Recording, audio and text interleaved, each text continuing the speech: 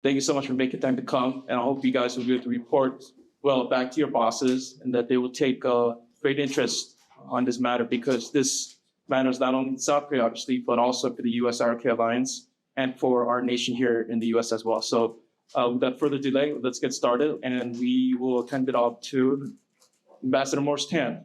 Let's give him a big round of applause.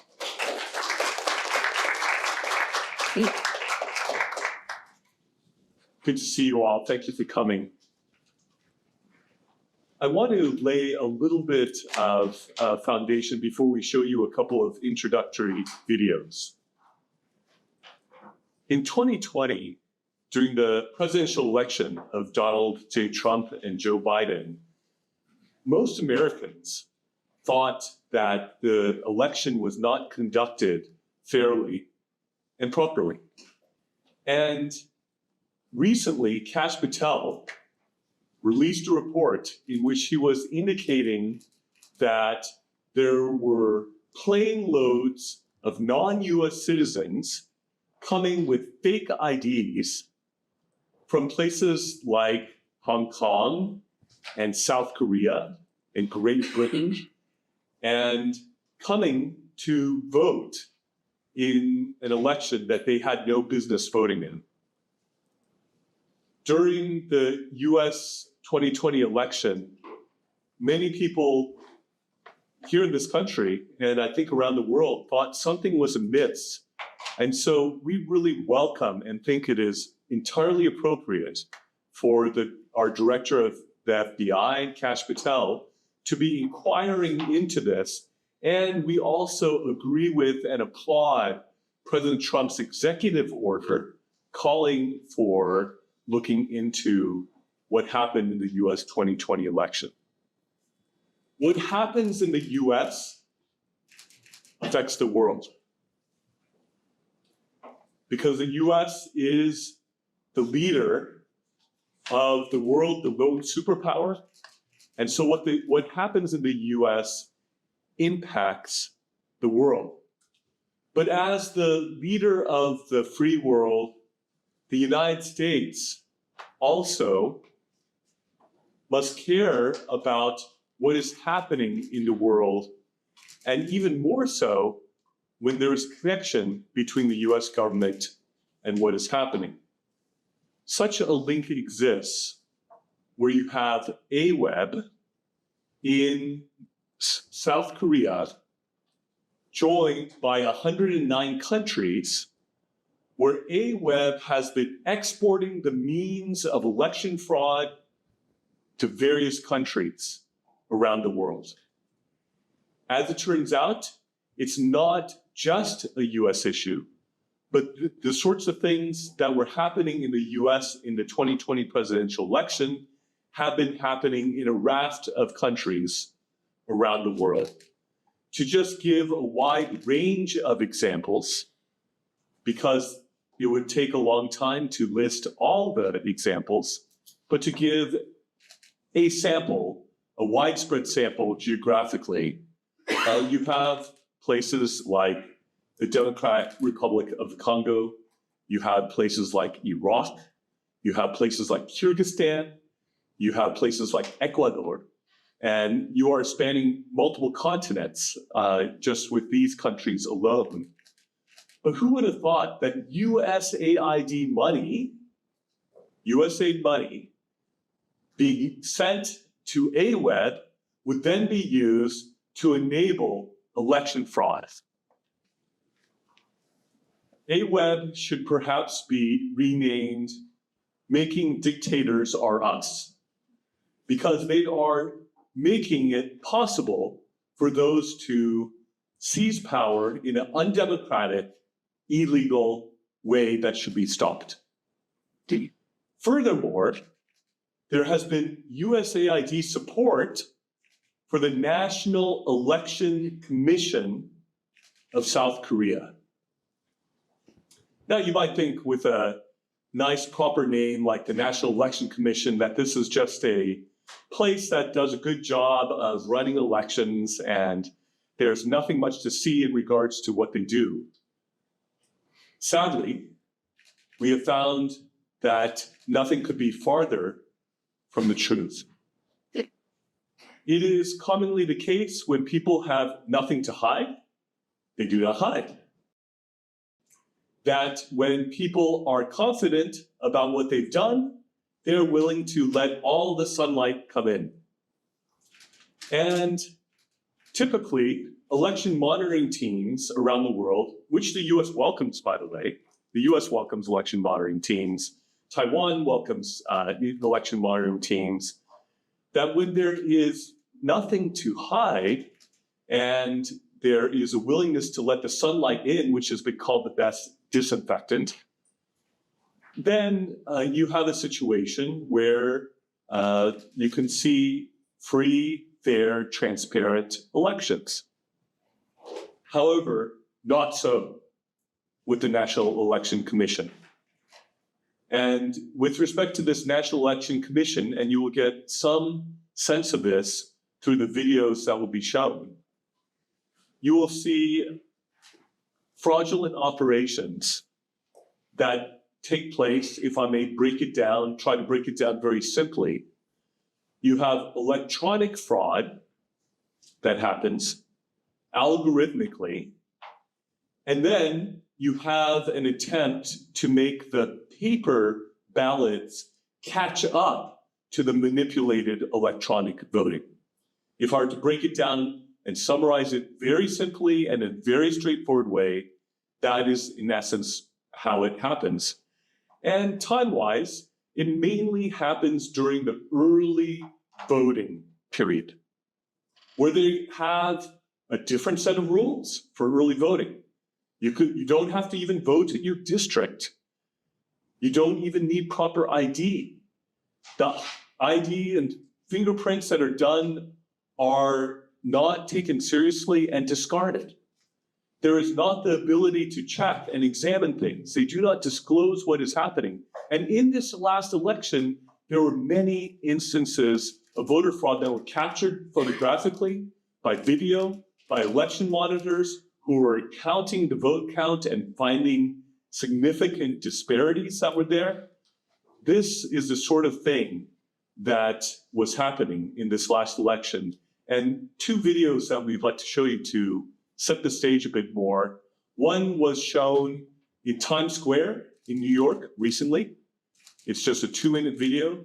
And then another that is about 10 minutes shows you some of what I'm alluding to here. So without further ado, let's roll the videos and allow people to see the sorts of things that are happening. So to provide some further context with respect to what you just saw, when voters vote in Korea, they're given a single ballot that's not stuck to any others, a single ballot that they're required by law to fold. And then when it goes into the ballot place, they're falling on top of each other and they don't get flatter the longer they're there. They pile up in there and they are not turning into pristine flat ballots.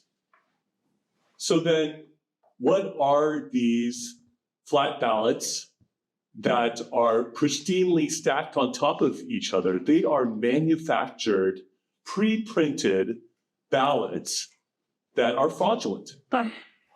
The ones that are stuck together also indicate that that was not a proper ballot because these are supposed to be individual ballots that are used. Now, the NEC, I think were so embarrassed by this that they took it down, but at one point they were trying to defend the pristine flat ballots by saying this is special paper that magically, after it's folded, springs back into place, is what they said.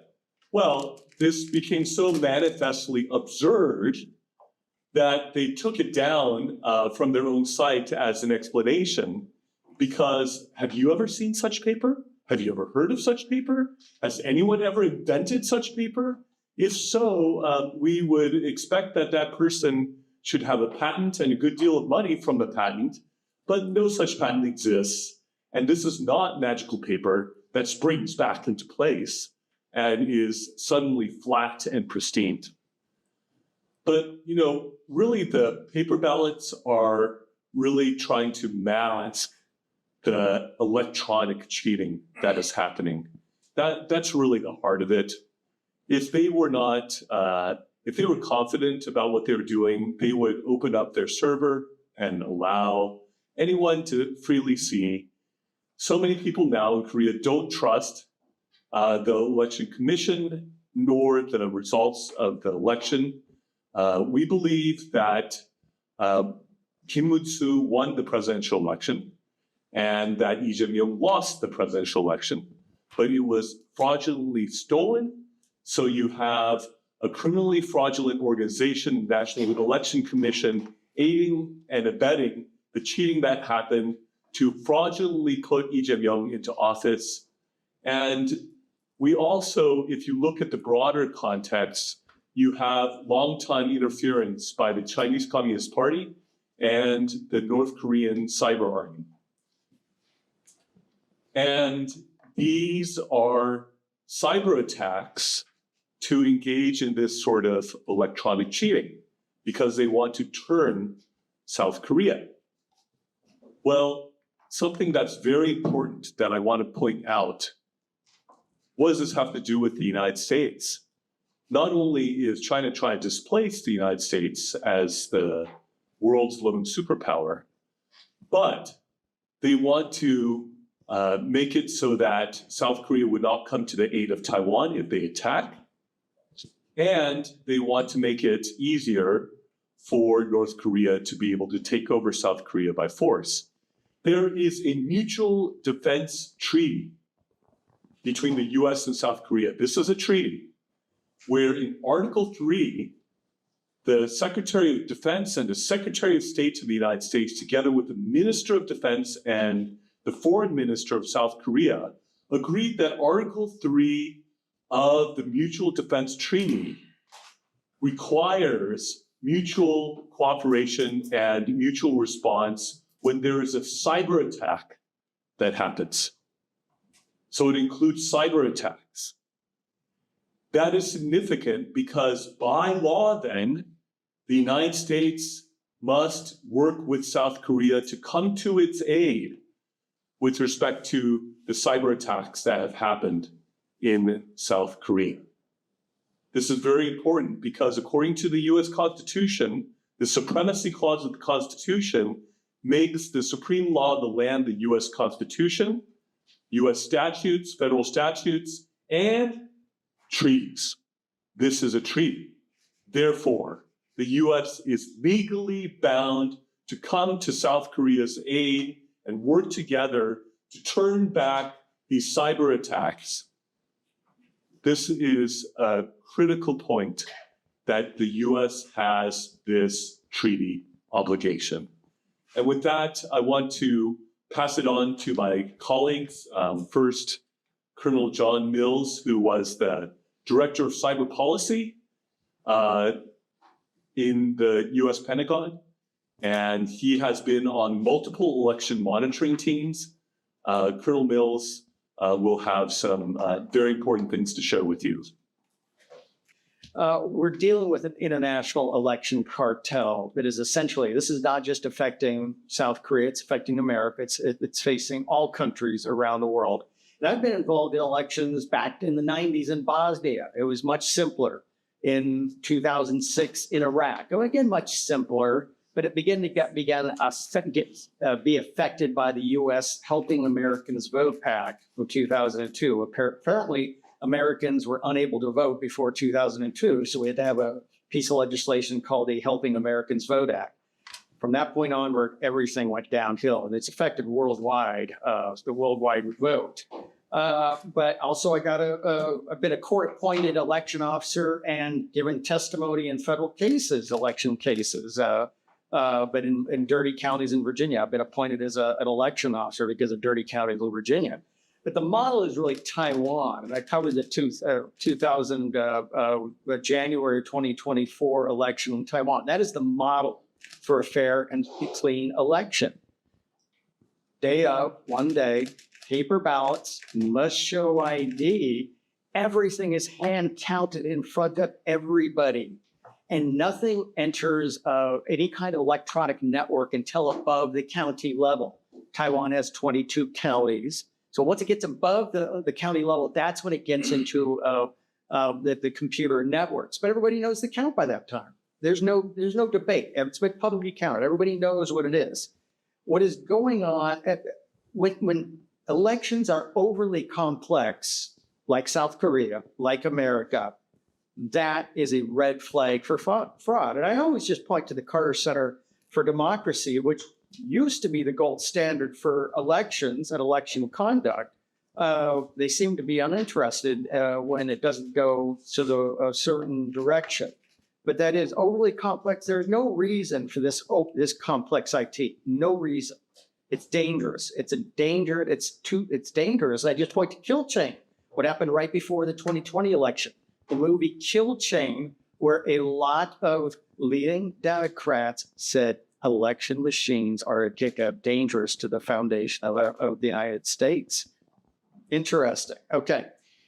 This is a national security issue. It's a national security issue in South Korea. This was a stolen election. It's also in America.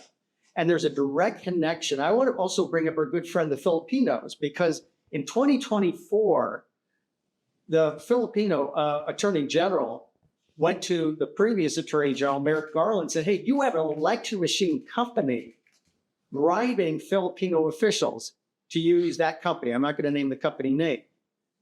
That's an American company. That's an American CEO. That's a violation of the Foreign Corrupt Practices Act.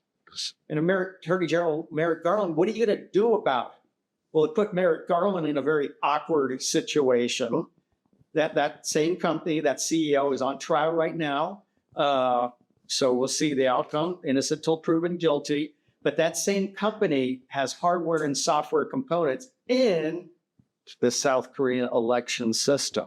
That same company. Isn't that interesting? But there's a direct tie-in here. So we thank our Filipino friends because they brought a huge case. Oh, and that same company, they had sued a number of media firms, and I know this personally, from the 2020 election. Almost all of those cases for that election machine company went away. Once the Filipinos complained to Attorney General Merrick Garland, and charges were brought up against that CEO and that American election machine company. So direct ties to what happened in 2020, and as FBI Director Kash Patel has pointed out, we had the FBI essentially suppressing evidence of the fake IDs made under Chinese supervision in South Korea, in Hong Kong, in the UK, and flown from Korea to Arizona. Ladies and gentlemen, this is international. This is a cartel. This is a cartel that is upsetting and throwing elections around the world. South Korea is merely the most recent case. I also want to point, we've identified Wang Huling, who's a very senior member of the Chinese Communist Party, who apparently was the quarterback and director of the whole Chinese influence campaign inside of South Korea.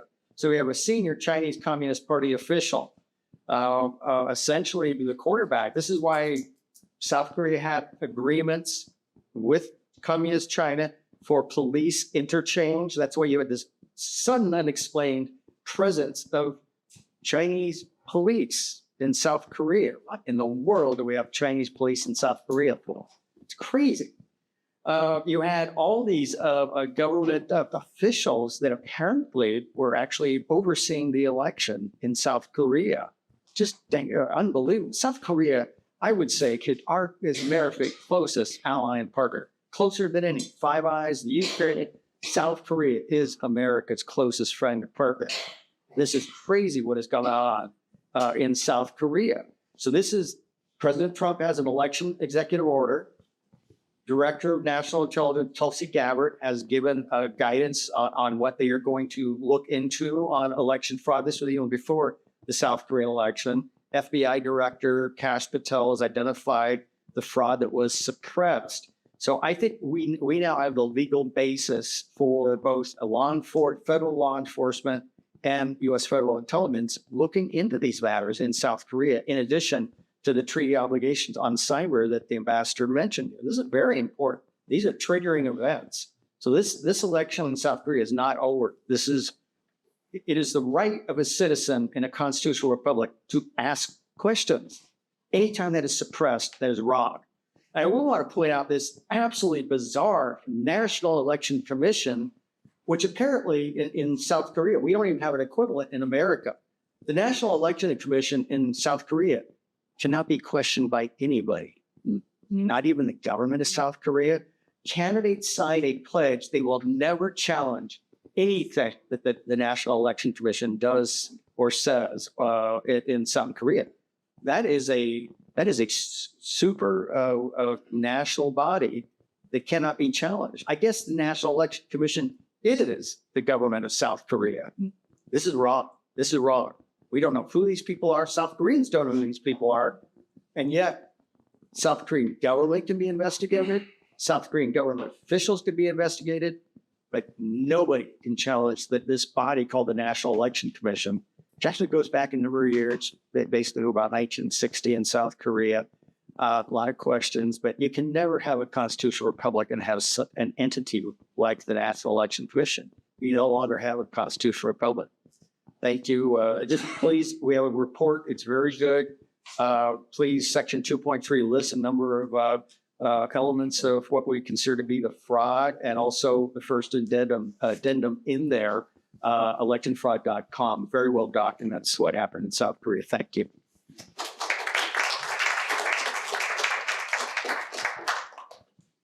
Thank you, Colonel Mills. Next, we'll have Dr. Brad Thayer, who has his PhD from the University of Chicago with fellowships at Harvard and at Oxford as well. A very exquisite scholar, if I may say so, and one who I think can also speak well into this issue, especially transparency. Thank you very much indeed, Ambassador Tan. It's a very pleasure to be here to join my esteemed colleagues today. My focus is going to be on the lack of transparency in the election that we had in South Korea on June 3rd, with early voting on May 29th and May 30th, the week before. In every democracy, the social contract is made between citizens and government, and that depends upon open, honest, and transparent elections.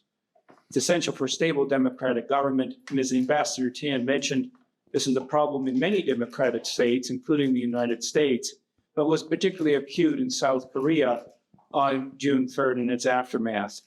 And this is particularly essential for key allies of the United States, like South Korea. Last week was the 75th anniversary of the commencement of the Korean War. That was a war in which over 1 million Koreans, South Koreans, military and civilian, were killed and wounded, in a war in which over 130,000 Americans were either killed or wounded. So at this time of solemn reflection of the sacrifices made by the South Korean and by the American people, it's important to consider the event of the South Korean election, to consider the Chinese Communist Party's actions and interference in that election, and the behavior of the South Korean National Election Commission. As my colleague, Colonel John Mills, just mentioned, the NAC is not transparent. Its problems are profound, and its behavior de facto breaks the social contract between the people of South Korea and their government. The NAC is not transparent in any respect, nor is it accountable to the South Korean government. It will not permit audits of their servers. It will not permit auditing of their software, of its processes, and of its computer equipment. In early voting, as mentioned and as seen in the video, and it will be discussed in a moment by our South Korean colleagues, in early voting, there were many irregularities. My colleagues have mentioned some of them, and again, my South Korean colleagues will also address these. But in early voting, as well as the voting on June 3rd, there was evidence of double voting, evidence of proxy voting. There were abnormal ballot papers, as the video showed in some detail. There was mismanagement of ballot boxes. There were irregularities in the vote counting process. And there were anomalies in overseas voting as well. It's a long list, essentially of major problems in this election. The gross irregularities in voting and in early voting on election day by themselves compel us to acknowledge that the election was a fraudulent one.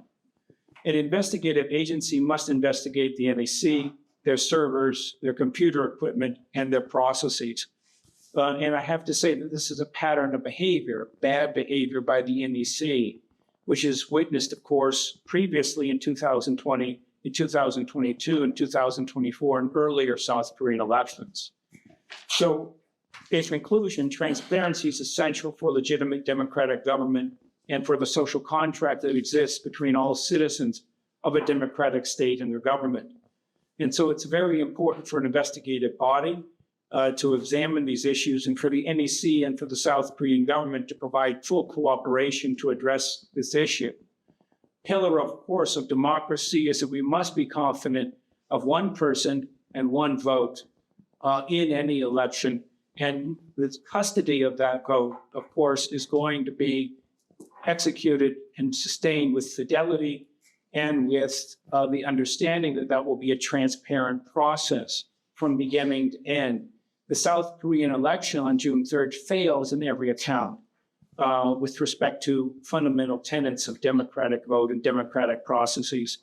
And therefore, we call in the report, again, as my colleagues have mentioned, the election was an illegitimate one. Thank you very much indeed for your attention. I'll continue on with Colonel Grant Musham, attorney and author. He has edited multiple volumes regarding Korean election fraud and has been on this issue for half a decade. He also wrote a book that is educating many of us called When China Attacks as well. I would commend that too.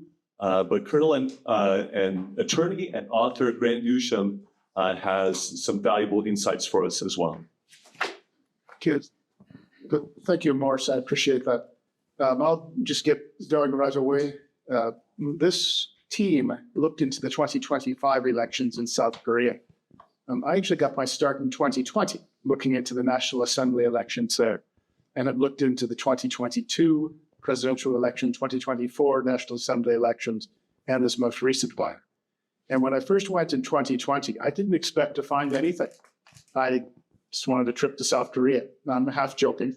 But I didn't think there'd be anything. Those elections turn out in ways you often don't expect, but in very short order, I realized that something was wrong.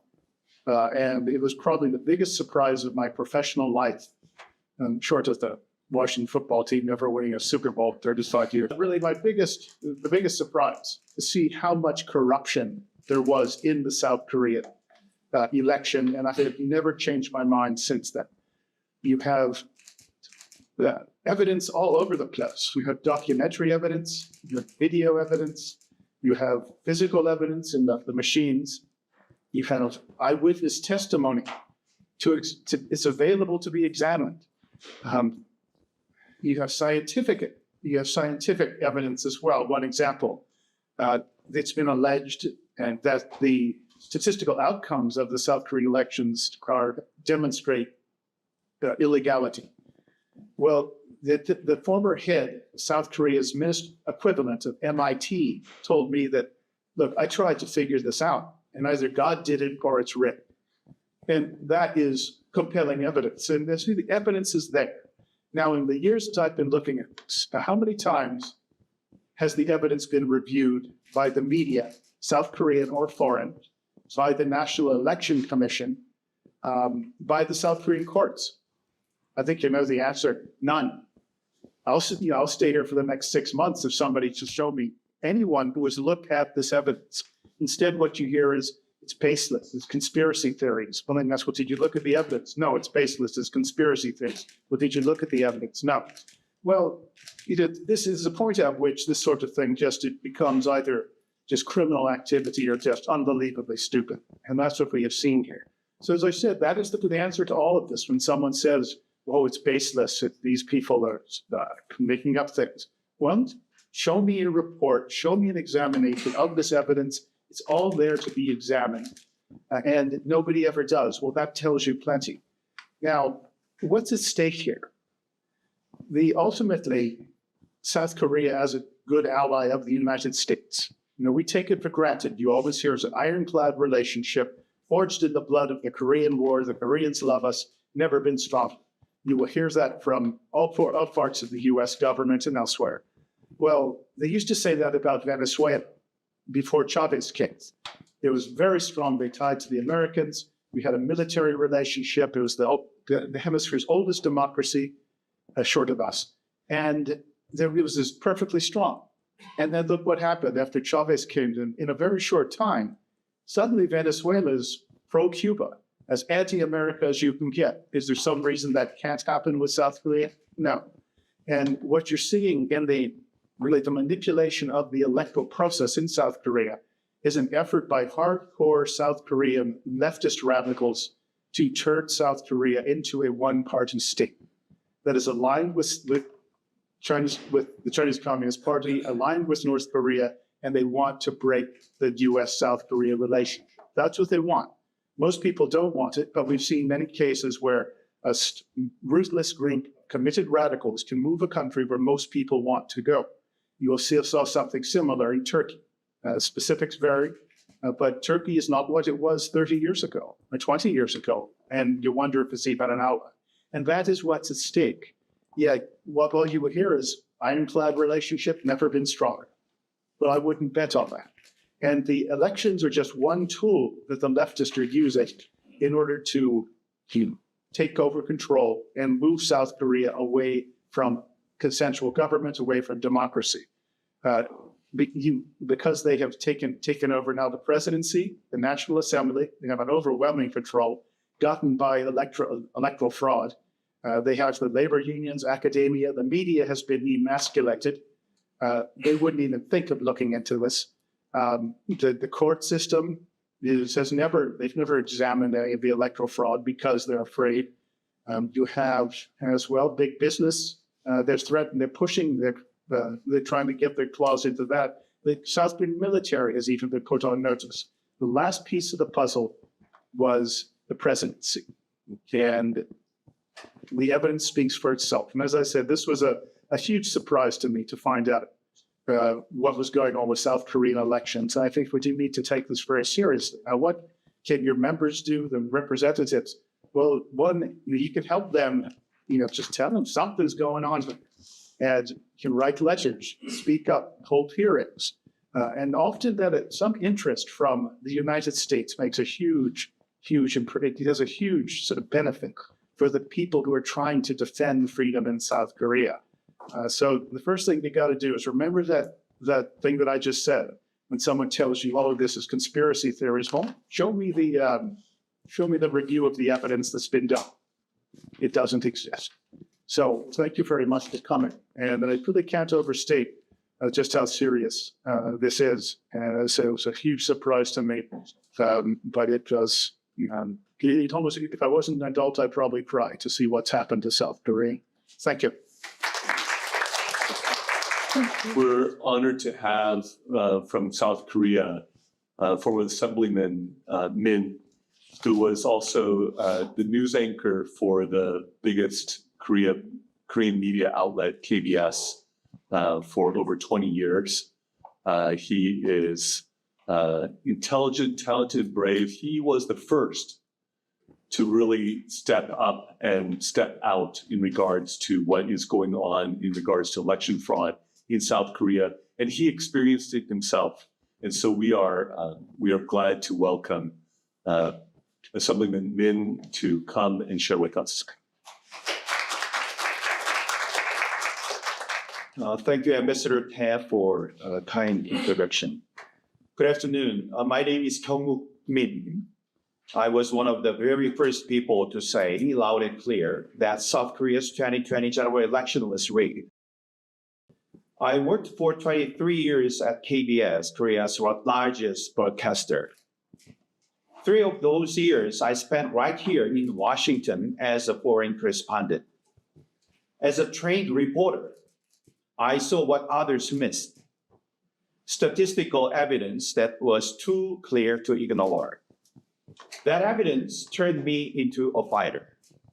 For 5 years, I've led a movement traveling between Korea and the US to expose the truth and defend democracy. In 2020, I was a candidate for the 21st Korean general election. I wasn't just any candidate. I had served as a presidential spokesperson, a member of parliament, and the anchor of Korea's primetime news. I was confident I would win, but I lost. Why? Because the early vote and the election day vote didn't match.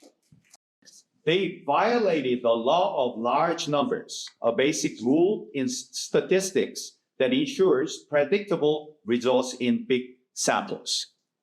These patterns didn't stop in 2020. They continued into the most recent presidential election. The numbers do not lie. What surprises me the most is how little outrage we've seen from the Korean people. A people known for intelligence, talent, and courage. Have we grown numb? Have we been conditioned to believe this is the new normal? But there is no new normal in math. There is only the truth. As you heard earlier, our last presidential election was also fraudulent. It was manipulated. Just like President Trump's victory was stolen 4 years ago, so was ours. And just like Americans fought to take it back, we are fighting too. But there's one key difference. In Korea, the rightful winner, Mr. Kim Won-soo, conceded far too quickly. He gave up even before the counting was done. Maybe he couldn't believe it had been stolen. I've paid a heavy price for speaking up. The political left sued me. The media mocked me, called me crazy, called me a conspiracy theorist. Even fellow conservatives began to avoid me. Lifelong friends turned their backs. Only my family stayed with me, and they suffered for it too.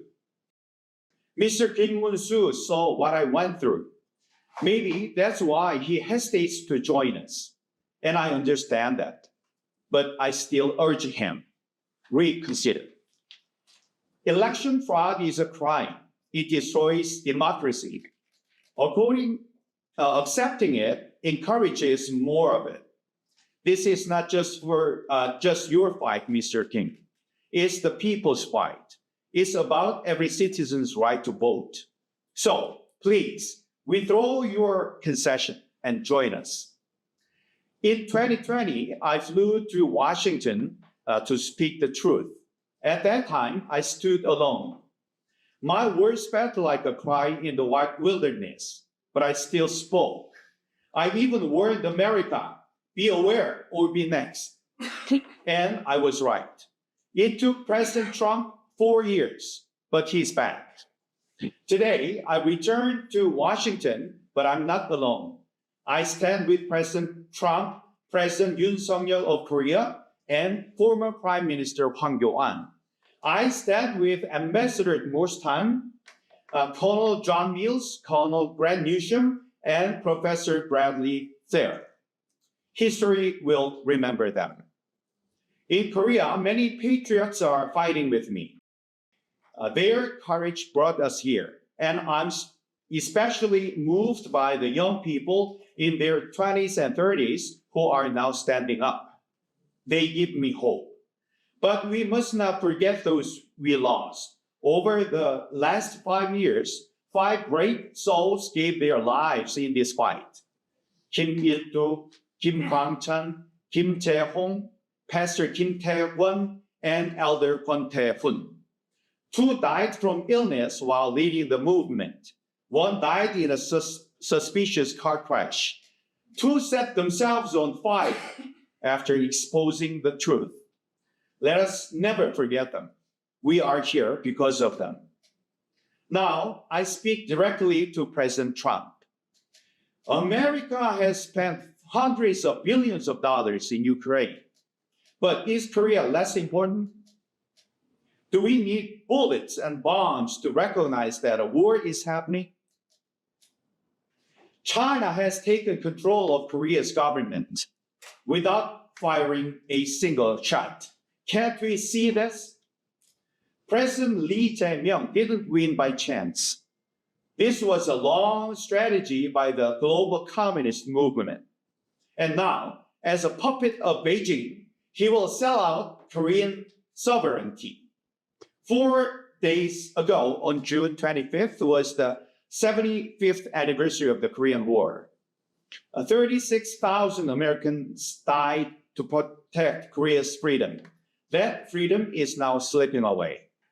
President Trump, you know what election fraud looks like. Now it's happening to your allies. Please act, and act soon.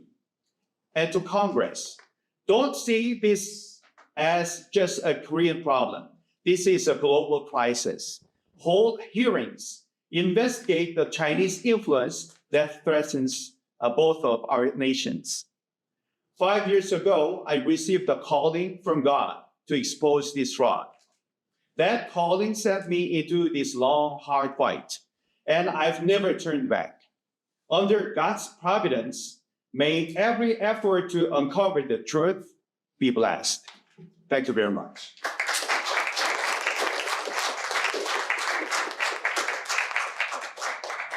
Thank you, Suppleman.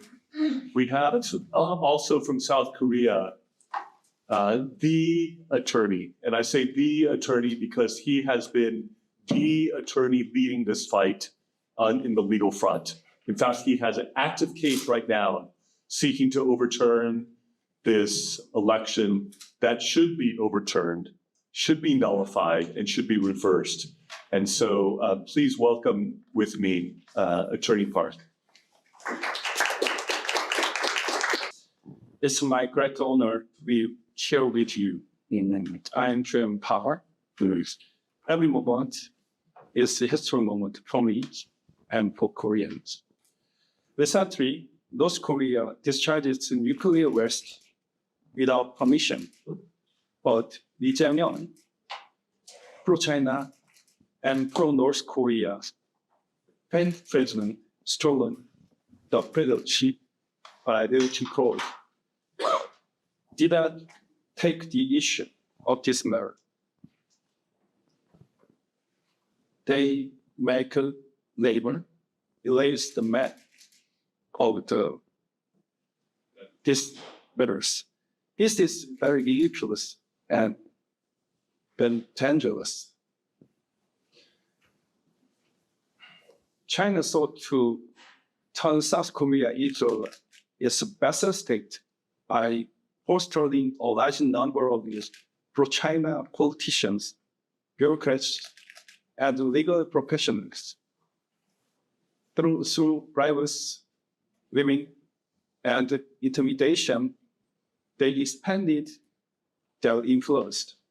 By establishing pro-China human networks, they took control of the National Election Commission and attempted to swallow the entire nation through large-scale election fraud. As a result, South Korea's National Assembly and the presidents are now dominated by China forces. Xi Jinping and Wang Funing of China have continuously studied the electoral system of Taiwan and the neighboring countries in order to turn them into pro-China states. And they have established such legend through fraudulent ways. What China calls One Belt and One Road initiative is, in fact, a roadmap of building pro-China states through election fraud.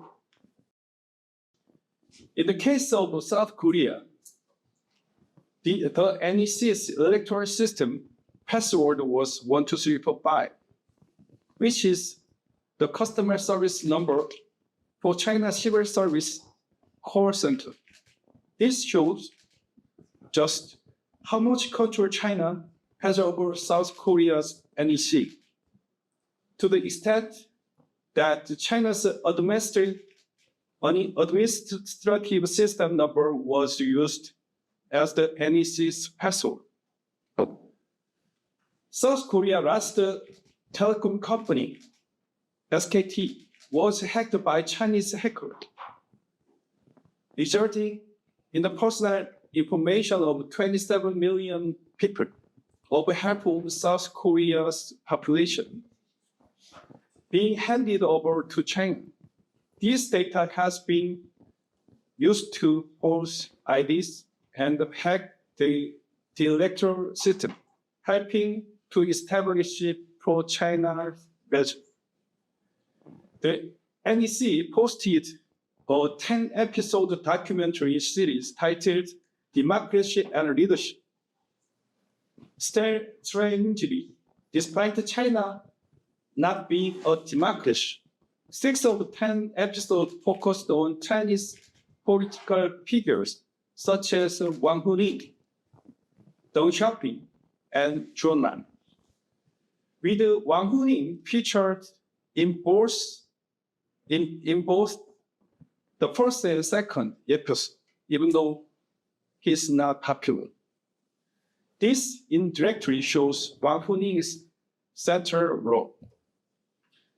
Not only Australia and New Zealand, but also in Pacific Islands, like Western Samoa and Papua New Guinea, election fraud is occurring and pro-China states are being established.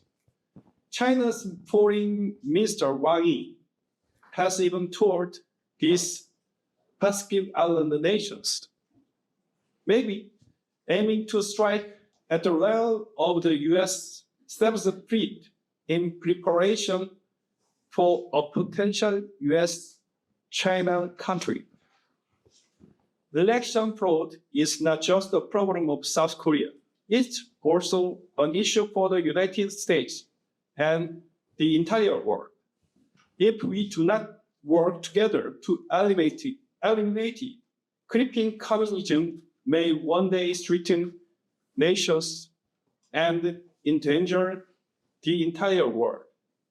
Let the United States join South Korea in eradicating election fraud.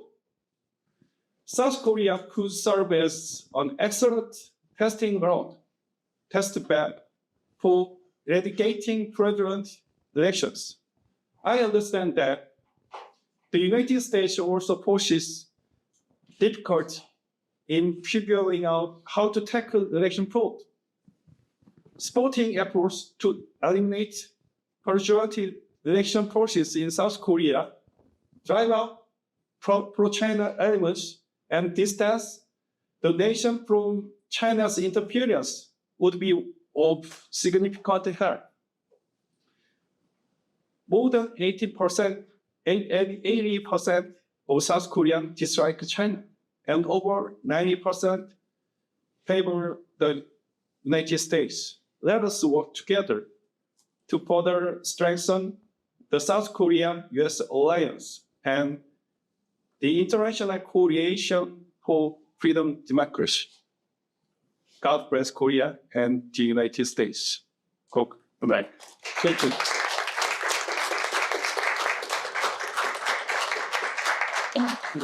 So before we hit the question and answer time, I just want to mention one more thing. I had a chance to interview Secretary Pompeo about the first Trump administration. And he noted in that interview one of the failures of our time in the first Trump administration. And that failure was allowing Hong Kong to be encoiled and crushed by the Chinese Communist Party. We do not need Hong Kong 2.0 here. It is time for decisive action to be taken in regards to what is happening in South Korea with the implications for the United States, the region, and the world. And with that, I'll turn it over to Henry as we have a question and answer time. We'll give priority to professional staffers, so please state your name and which office you're from. And if we don't have any hands up for the staffers, then we'll go with the back. Dr. Teo, this one is for you. I understand that you said that the NEC does not permit audits, they don't permit oversight. And I guess the question that's come to my mind was, what's in it for them? Are these officials making money out of this? Are they the ones who are pushing who they want in office? I guess I'm just sort of confused as to what they get out of it.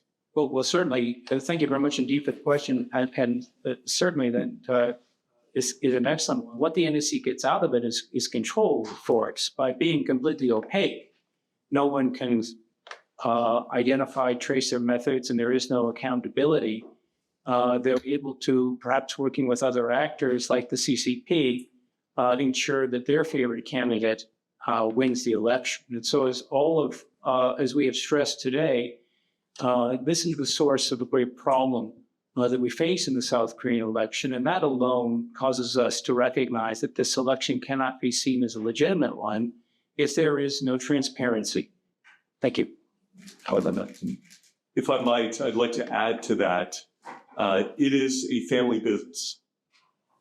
So you have a large percentage of NEC coming from the relatives of a family. And it's also a sinecure. They don't have to do much of anything except manipulate a few elections when they occur. So in their hiring, they have passed over more qualified candidates in order to bring in family members to keep the family secrets, right? And to not spill the beans of what's going on. Picking who they want to be in power is pretty powerful, right? And when there were about 31 impeachments that were trying to prevent people from looking into it, maybe that was another world record as well. It's interesting that when they have the athletic contests within the South Korean government, who wins all the time? It's the NEC people. Why? They've got tons of time to practice their badminton skills and whatever else they're competing in. So it's a sinecure, it's a family racket, and it is a criminal fraud organization. I'll just add one bit that you wouldn't know if you don't follow this closely. They're also incredibly vindictive and vicious. If you even say, for example, the way candidate, former Prime Minister Wong Kyo-an said, we want to have an honest election this time, you will have the police show up at your door. You will have charges brought against you. They file cases all the time against anyone who simply says something as innocuous as, how about a free election? If you raise charges, make claims, you can stand by and you will be on the receiving end of their punishment. And I think we've got a couple people in this room who have done that. And this is more, I think, than just trying to cover up incompetence. I believe there is, in fact, they are playing an intentional role in, as I said, that turning South Korea into a one-party state. But the vindictiveness and viciousness that you really have to remember. And it takes a lot of nerve in South Korea to stand up for a free election, sort of like here. Anyone else with questions? So, and just one quick point of order with the National Election Commission. The Chief Justice for the Constitutional Court also sits on the board of the National Election Commission. So you got a clear conflict of interest and just dysfunctional governance when you have the Constitutional Court Chief Justice. That's like the Chief Justice of the American Supreme Court sitting on the body of some kind of semi-executive branch entity thing. And this just doesn't make any sense. We have a question from Dane and which officer? Yeah, good afternoon, everyone. First of all, I'm Janera Ruby, State Department fellow, advising some of the members on HVAC. Thank you for your time to the panelists. I guess my question is, what are we to make of the? I know we mentioned a lot of Trump, the first Trump administration, but Trump administration 2.0. Some of the reactions to this, I know you've laid out what you assess to be, preponderance of evidence regarding even the most recent election What do you make of the administration's response and kind of the muted reaction to this? Curious to that. This is just to the whole bill. Good point. The response has been a little muted. However, the normal congratulations also, there was one sentence, was followed by a second sentence that said, and we are greatly concerned with Chinese interference, which was explosive. In diplomatic terms, that was dramatic departure from the norm. So that was a clearly telegraphed message from the Trump administration on their view of this election. I believe the statement from the White House, given within 48 hours, congratulated Lee Jae-myung for his election and also declared it was free and fair. Now, to do that within 48 hours takes an awful, as I said, nobody's ever looked into the evidence. That was a remark I wish had not been made. It was a gut punch to South Koreans who were trying to expose what was going on. I think it was not well thought out in that case. And it would be nice to see an administration actually take an interest in this. I know we spent $100 billion on our intelligence budget. You think they could review the evidence? A little bit of that cash. But also speak up, on the importance of a free election. You just simply have to just a general statement will make a difference. And it gives some oxygen to the good guys, and it puts the bad guys on notice that maybe somebody's watching. But I must say the response has been more muted than one would like. But as I said, keep in mind Venezuela and Turkey. If someone had spoken up in the early days there, it might not have gotten into the positions that they are. I very much believe that an ounce of prevention is better than a pound of cure. And there could have been things we ruefully note that could have been done, even public diplomacy, prior to the election that could have made a big difference. But even now, and even at this point, there are actions that can be taken if there's a will to do it. I will note that there is an understaffed administration right now who is spread thin and is dealing with kinetic hot wars around the world. But that does not make the gray zone war here, the hybrid warfare here, the taking over of South Korea any less important. And in fact, we heard something curious. We heard that the State Department was prioritizing things in Northeast Asia that were important. One would think that this would qualify under both those points.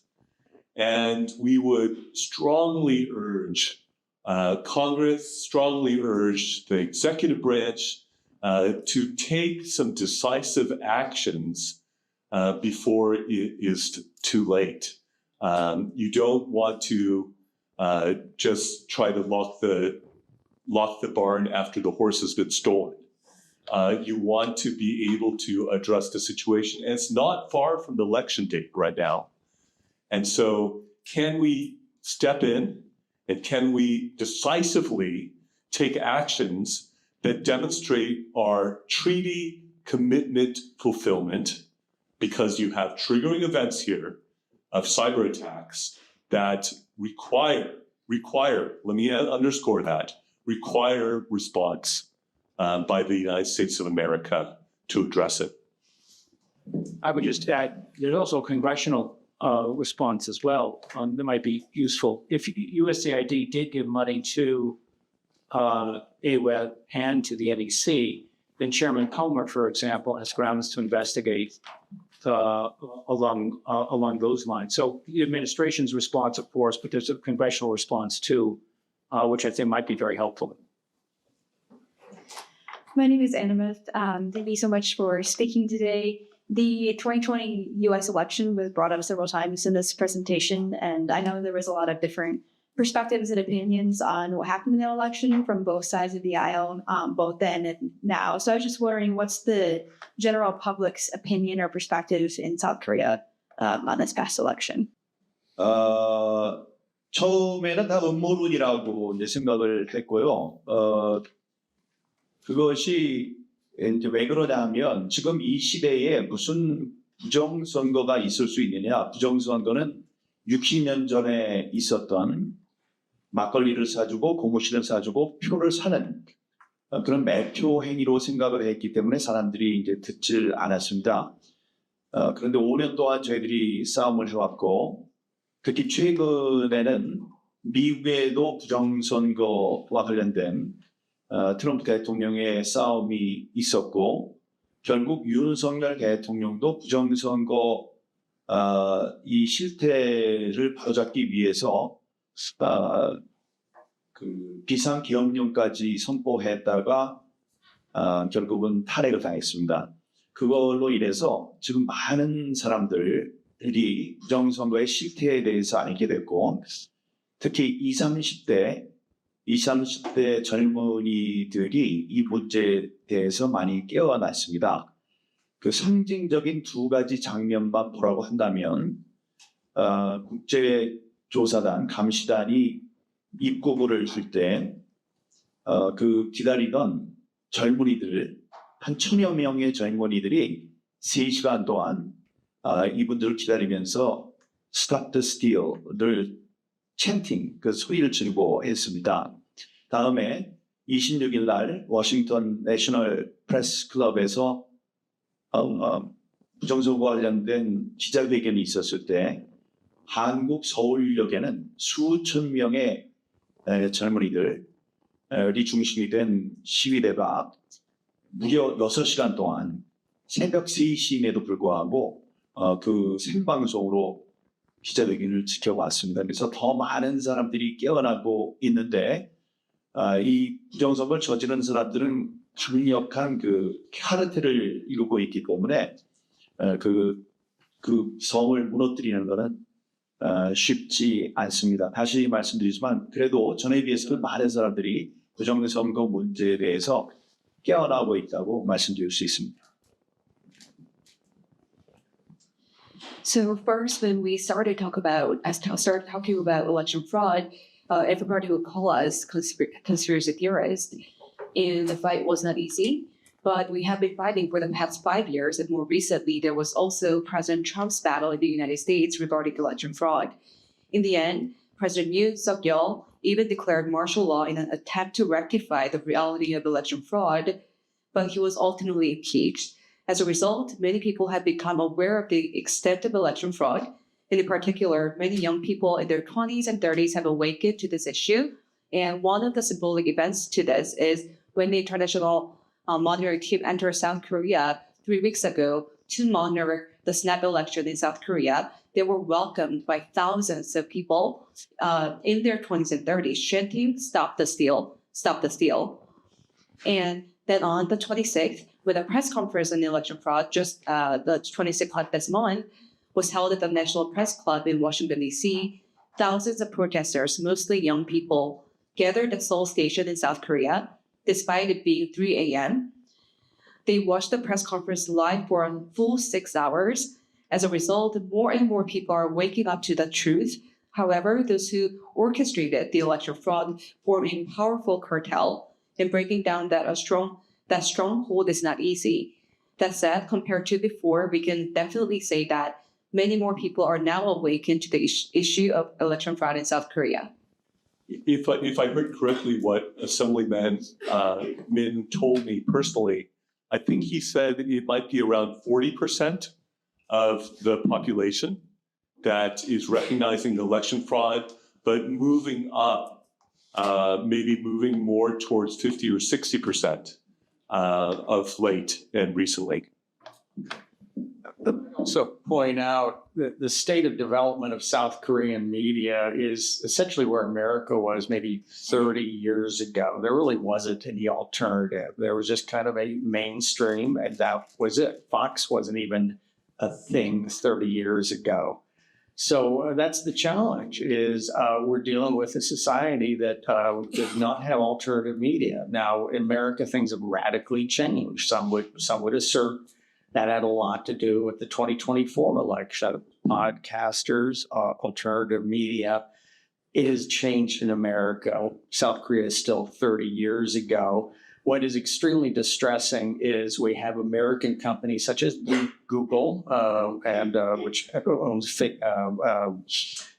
YouTube, and we also have X, unfortunately, that appears to be silencing and censoring social media inside of South Korea. I've actually contacted the X office of South Korea to get their comment on this. They've not responded yet. I'll move on to the American office and the front office of X, but also YouTube, which is powerful in South Korea, but is being silenced and suppressed, like Ground C is being silenced and suppressed. And this is another avenue and vector for congressional investigation. We can't have the South Korean corporations of U.S. media silencing and censoring. That's what's going on. 그 한국의 그 부정선거에 대해서 말한 사람이 대통령, 국무총리, 그리고 국방부 장관, 국정원장 이런 권위 있는 사람들이 모두 부정선거를 얘기를 하고 있습니다. 그런데 이 부정선거 카르텔은 이게 확산되는 걸 막고 있습니다. 그들의 전략은 무관심 전략입니다.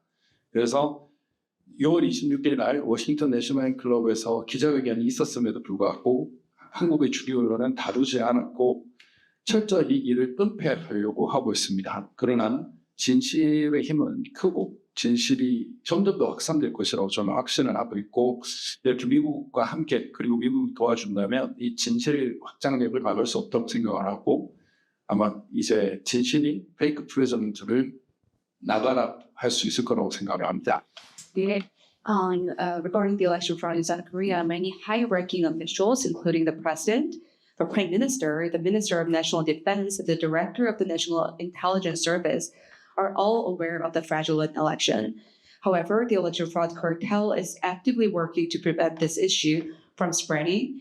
Their main strategy is one of indifference. So even though there was a press conference at the National Press Club in Washington, D.C. on June 26th, it was not covered by the mainstream media in South Korea, but I believe the truth is powerful. Truth has so much power. And if the U.S. is willing to help, we can make history. One of the things that I have become more convinced of the more I've traveled around the world is most of the world wants more of America. Let me say that simple statement again, but it's very important. Most of the world wants more of America. And let me tell you, South Korea wants a ton more of America. You should have heard the passion and the energy and also the desperation and the fear of how people in South Korea want the U.S. to step in, want the U.S. to be involved. South Korea was modeled after the United States. It is the linchpin ally of the United States there in that region, arguably in the world. And so for the U.S. to be inert, for the U.S. to be uninvolved, for the U.S. to not really actively step in here would be a terrible tragedy to allow our close ally, Korea, to fall into hands that we should not want it to fall into. The persecution is already happening in the current administration and is even extended to U.S. citizens, that U.S. citizens who are sharing Bibles and basic necessities, food and other things like that to North Korea were arrested by this administration. But you also have lawfare being conducted against former Prime Minister Hwang. You have a church, a large church, Pastor Sun, whose office in his church in South Korea was raided. This was the first time in South Korean history that any such thing has happened. People are being brought for interrogation to police stations. There is an attempt to intimidate and silence and squash not only those who are calling for election integrity, but also just people who are trying to exercise their basic constitutional rights that should be upheld in a constitutional democracy. And this is a time where either history could be made in turning that whole region around, because there are vulnerabilities in China and with the Chinese Communist Party right now. There are vulnerabilities in regards to North Korea right now.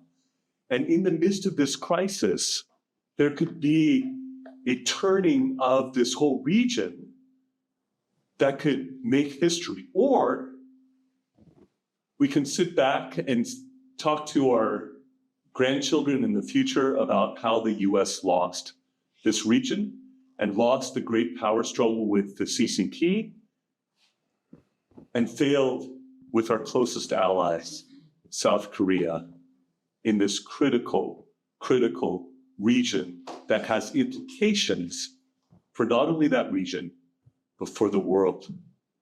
And so let me encourage you, the US, we have, and our government has, a lot of resources, a lot of abilities at our disposal, if we are willing to utilize them. And if we remain inert, if we remain complacent, if we remain quiet, if we do not act, the stakes are very high. And I pray that we will, that many times this country has, and I pray that this country again will step in at this historic time in this critical region to turn South Korea around, to bring about a unification of the Korean Peninsula that would be aligned with the United States. The Chinese Communist Party greatly fears that. To have our ally available to be able to defend Taiwan, which there are now rehearsals for the Chinese to take over Taiwan. And rather than regret later, now is the time to act. Now is the time to step up. And I would encourage you to convey to your members of our Congress that we need action to deal with the situation. Thank you so much.